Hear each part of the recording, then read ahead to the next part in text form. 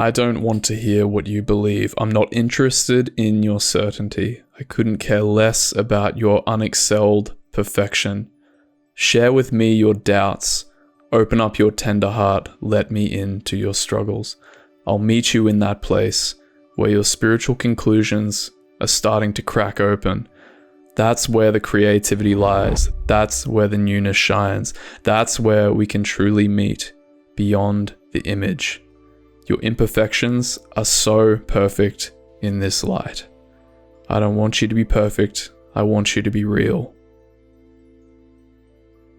There's been a big push lately, I think, in non-dual spheres, which has been amazing, actually. It's really been helpful for me as well, to move away from doing things like trauma work, shadow work, because in a way we can continue to do that forever and ever and ever, and we'll just forever entomb ourselves in suffering. If we continue to look for fires to put out without realizing that we are infinite. And yet there's still a very important middle ground discovering in experience. People like Matt Garrett pointed it out very well. There's a very fine line between holding space for experience and indulgence.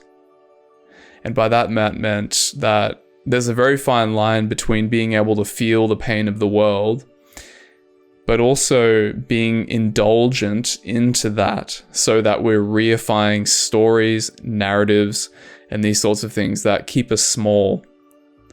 So if I'm constantly doing trauma work or healing or working on myself for the rest of my life, even if I have deep trauma, right, not to negate the severity of some of these things that people can encounter, but if I'm constantly looking for that problem to put out, that can almost become indulgence and a subtle victim mindset, which is rooted in good intention of wanting to heal, of wanting to move through, of not wanting to be limited by. Although there is a subtle buy-in that we can succumb to, which I've noticed in my experience, which is if I continue to heal this, it actually is keeping me safe. Because if I keep focusing on the problem of me, then I don't have to confront and take the responsibility of opening up to a degree of lightness that my body can actually handle. So we continue to play the game of healing and taking on that identity. And at some point, I'm discovering this is something that we have to let go of and walk the middle way.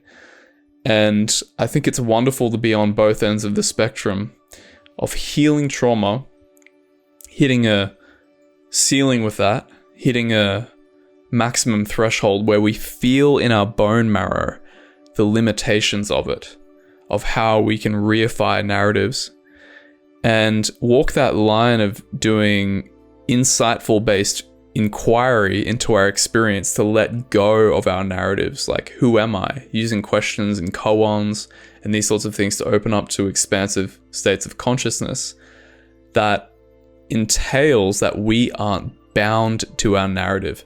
And if we abide in that place, and if we shift our focus, if we've been fixated on healing, to resting as who and what we truly are, which isn't bound by stories, then we're letting go of that. But what I'm interested in, as that poem said, is not how much you can fake that you're there. I'm interested in what's real. I'm interested in the meeting of the two energies of emptiness and form.